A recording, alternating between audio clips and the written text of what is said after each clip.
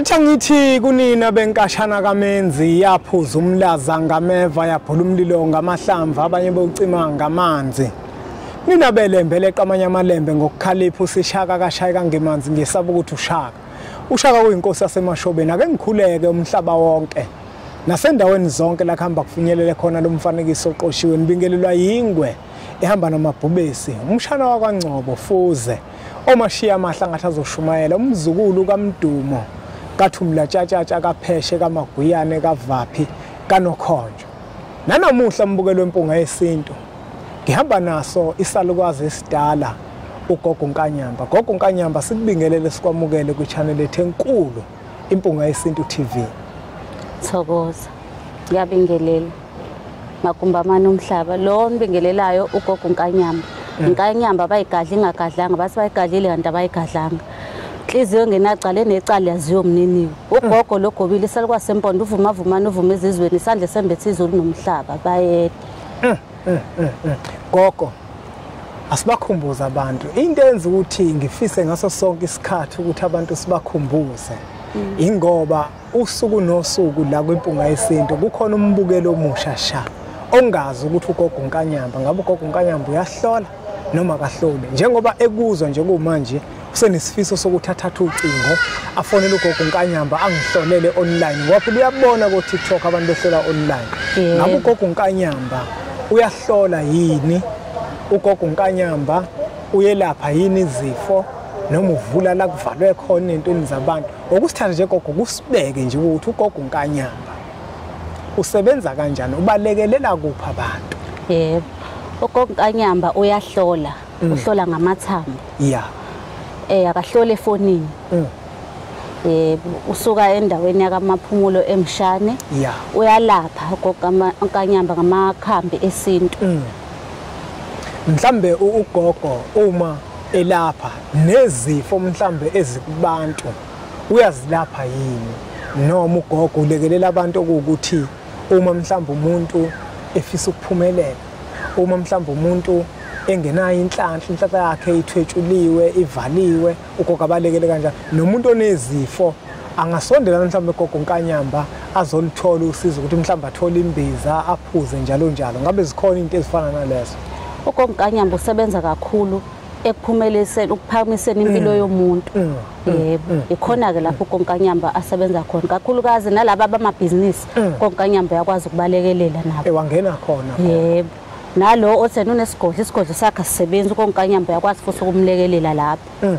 Yebo Gogo ngoba usungiphuce emlonyeni kunomuntu la Gogo ozizamelayo yabo. Yebo lo muntu lo uyazidayisela mhlawumbe unetafula. Yebo mhlawumbe lo muntu lo une-tuck shop.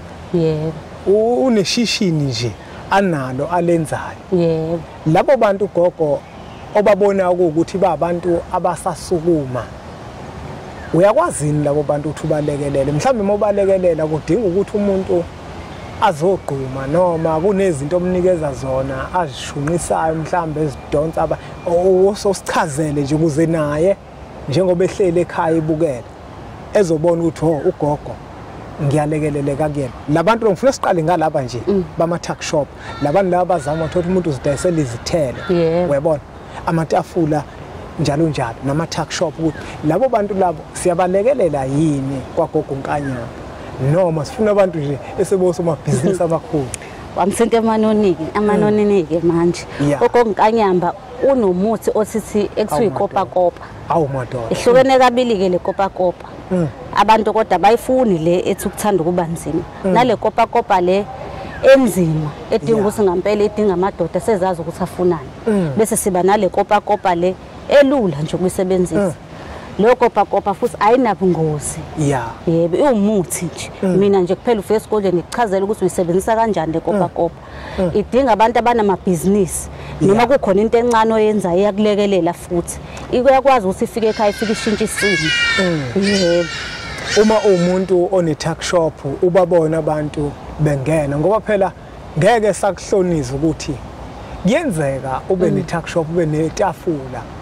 Uthola ukuthi ufika wena etafuleni lakho khona abantu sebefike bakubethelela. Yebo. Abantu manje umuntu afika abuza iprice nje bese ajika hamba. Wayibona lo? Yebo kuyazwakala. Manje uqonda ukuthi gogo umuntu one-tuck shop nomuntu onetafula umuntu ofisa ukuthi ama customer angene. Uyalekeleleka lo muntu kanjalo ngekopakopa. Ikopakopa. Mhlawumbe umuntu umuthi le kopakopa. Umuthi othi lo muthi kodwa uhlukene kabili. Yeah. Lo oqala usukune ngazi ngechaza mthini. Khona into esihamba nawo lo oqala. Kodwa lo owesibili umuthi nje kodwa osuselwa kuyona leyo yokuqala. Kodwa yona ayinabungozi. Le yesibili ayinabungozi. Oh, lena umuntu one-tuck shop ayitholayo. Yona inabona ubungozi noma ayinabo? Ayinabo ubungozi le umuthi nje. Uyaqhuma kuyona, uyayikhulumisa. Angisho usibuka ukukhulumisa mhlawumbe sokhuluma nesilwane cha. Umuthi phela kuyenzeka umuthi ukhulumisa umuntu. Yebo, uyayikhulumisa nje. Ugeze ngayo akwazi ukuqaqela izinto zakho. Iyaqhuma noma iyageza nje kuphela. Uyageza nje ngayo. Bese emva kwaloko khona mhlawumbe ngikuthathayo gogo ufike ngichele lapha noma ngisebenza mina. Okuchelayo futhi nakhona isitolo ufuka uchela bungabe usomabhizinisi. Nawe futhi wena ongabe uyisangoma uyakwazi futhi ukusulekeleleke kwikopakopa. Ngisathi ke gogo ngiyalapho ukuthi nanga umuntu unaso ngempela isiphiwo. Yebo. Kodwa mhlawumbe waphambaniseleka nje la aphambaniseleka khona. Kwawukuthi manje wagcine manje evaleka. Uyabona lonto. Abantu bagcina ngokufona. Athe gogo ngifisa ungisiza kodwa angafinyeleli umuntu. Uyabona ukuthi umuntu ovaliwe kwesakhe isigodlo. Uyakwazi na ukuthi umlekelele phela ukuze akwazi ukuthi asebenze ngoba ukuthwasa kuyimali eningi kakhulu. Uyabona ngoba ukhona umuntu ngempela uthola ukuthi uphiwe kodwa manje uvaliwe. Yebo kuyazwakala. Yazi baba ngase ngikhulume nje ngale mithi impande enginayo ngaze kushona ilanga. Ngoba manje khona futhi nokuyisigubhu. Ngizocela ukuyichaza kahle le ndaba ngoba abantu bake bengayizwisisi kahle indaba yesigubhu. Abantu badukile kakhulu. Kunjalo impela nje iyethusa. Siyathusa umuntu besibuke vele sinje hayi waphela umndeni. Akukho kanjalo. Kunemuthi lo kusuyisibunge. Isibunge ngesibone. Uyazi ukuthi baba sinesigubhu futhi sisebenza njengesibunge. Isibunge ngiyasibona ngithi isibunge singasithi isidonso. Kushuthi lokho kulapha mase kulesigubhu futhi isidonso. Phela ke abantu bese bedideka la futhi kuphela kulesigubhu lesi naso siyadonsa esokudonsa sisibunge kodwa kusihlwe ngokuthi sona awushiseli ngoba sisigubhu njengesibunge sihlala nje khona lapha esweleni kodwa kusuke kuyimpande lapha phakathi ehlanganisiwe. Phela wena gogo yabona into ezokuthi sizisabe izigubhu ukuthi sike sizokuthiwa khona ezilala ethuneni ngabe naso lesiyana kolala ethuneni. Lutho yabona nje baba abantu bangase be-understand ekutheni ubunyanga afani nobungoma. Kunjalo. Ukubhekela angeke isangoma usifice sinesigubhu. Ufica inyanga inesigubhu. Abantu fanele bekwazi ukuhlukanisa la ekuthenini khona bengabe uyinyanga mina ngeke ngikunikeze isibungu. Isibungu ngizokunikeza sona yebo sikhona sona. Kodwa bufuna into ethe ukuthi ezodonsa. Yebo ezodonsa ngempela ngizokunika isigubhu. Yebo ngoba isigubhu lesi sinamandla kunesibungu. Omunye umuntu nakho kuzothi la esigubhini ngoba abantu bayafuna ukwazi ukuthi phakathi kukhonani lento ngeke nizingijikele kuleso noshoyo ukuthi lento iyakwazi ukumlekelela umuntu ukuthi ibhizinisi lakhe likwazi ukuthi liphakame. Kungabe mhlamba ayikho into lomngozi noma lesigubhu lesi kungani lento izohlala lesigubhini ngoba phela manje sesinovalo bazosho njalo abantu. Angithi lesigubhu lesi ngeke ngikunikeza sona. Ngiconnectisa nawe. Angithi mhlawumbe ngikunikeza lesigubhu bese ngithi mina thatha igazi lenkukhu. Inkukhu iqhudu ufike unqume bese ufaka igazi elincane bese uyalidla. Ulidle wena wedwa kuphela.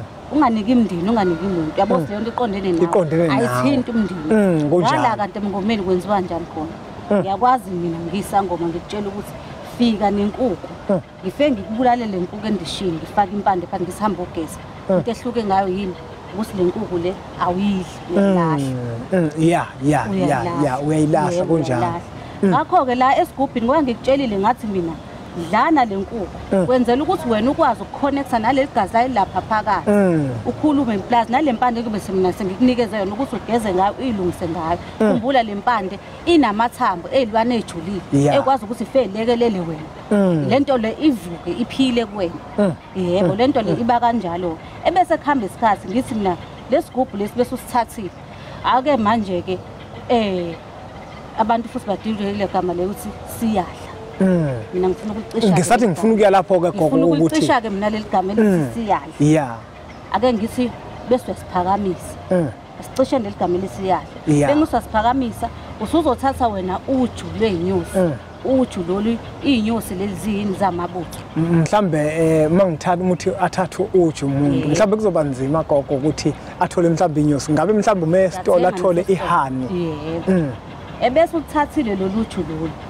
uzolifaka phakathi ngiyalivala igama lesiyadla lesi uyasiphakamisa lesi uphakamisa amandla aso yebo ngobani inyosi ziyini zamabutho amabutho bese ukuthi uju leli uphuma enyosini zaqheqhelezi zakhona ebese ulitesta lolu uju leli lumnandi ufaka lapha phakathi kwenzekala ndapha umsebenzi wakho uyaphakama inyosi lezi bengabe ufaka phakathi uju lakhona uyadonsa lento ngamandla uyadonsa ngamandla lento khumbula lapha phakathi esigubhini khona ini kunempande yebo kunempande phakathi efakwe kunamafutha afakiwe lapha phakathi hayi ukuthi isigubhu esinomngozi baba uyazi ukuthi usibona ngani awenza kahle gogo njalo gogo mangithi ngifuna ukubuza umbuzo uvesana ungene kuyona leyo nto leyo isigubhu esinobungozi usibona ngokuthi esinobungozi isigubhu sihlukene yabo la mina sengizothi khona mina kwena thatha lesigubhu lesi uthatha lesigubhu lesi mhlambe ngigcabe okay lento lefu kuyikhulumise nayo izokuphendula sokuphendula phela leso sigubhu ke leso kokanyamba usitholi ugogo unkanyamba nje uclean uhlanzekile akakafiki lelo simo ugogo unkanyamba ukuthakela amakhuba lathile avalele lapha esweleni bese kutshela ukuthi uzosebenza ukuze ahlale kahle washo njalo umfoko wakhoza athi ukuze ahlale kahle efudumele ekwazi ukuthi enze lento oyifunayo gogo ahlule manje kubantu abasafufusa emabhizinisini khona abantu ke manje abashaya amabhizinisi aserious ngempela abanamabhizinisi amakhulu ukuze amabhizinisi abo ahlale emile bona benza njani ugogo yakwazi ukubasiza omunye umuntu ugogo mhlambe ufaka amathenda kodwa akakaza wine uyakwazi umuntu onjalo ukuthi asizakale ayithole inhlanhla uyabona sikhuluma manje ngamabhizinisi amakhulu ke manje uyabona noma siligoqe nje kanjalo ukuthi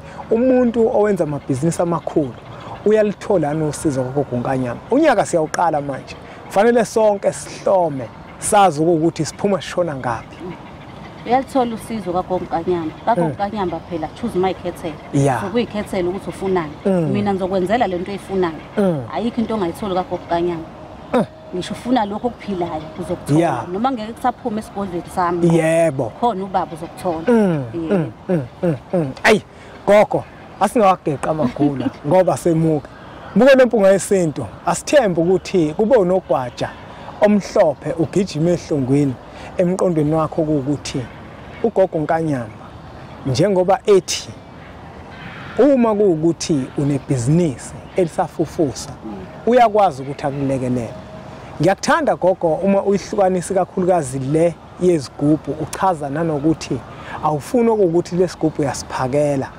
ngoba phela manje sekuzokala ngenye indlela omunye umbuzo osalile kumina gogo bekuwukuthi umbukela ngawubuza uthi njengoba sasikade sinqumele inkukhu safaka igazi lapha ayikhona enye sobuye siyinqume lutho ngeke mhlambe kudingakala ukuthi sekufuneka mhlambe ngihlabe imbuzi manje lutho phela lapho sesikhuluma ngesithwalo sekukhulunywa ngesithwalo kanti lesi sidonso into yokudonsa buke lempunga yesintu le nombolo lokuzibona zivela escreenini sakho ezakho gogo unkanyamba ziya WhatsApp uyakwazi futhi ukuthi umshayele nanga umuntu gogo usefisa ukusuka manje lesuka khona eza kuwena uhamba kanjani ngicela ubathathu babeke ukuthi umuntu umegibela ugibela yipi uma mhlambe ehamba ngemoto efuna ukufaka kwi-GPS ukuthi uzofaka ini mhlambe uyabona angini manje mangisuka nje mina gogo la mhlambe kunendlela enqamulelayo engazi ngifuna ukusuka straight ngiye kwamaphumulo Uma ngizosuka straight ngeke kwamaphumulo mhlambe ikhona mhlambe isikole esikeduze ngingafaka sona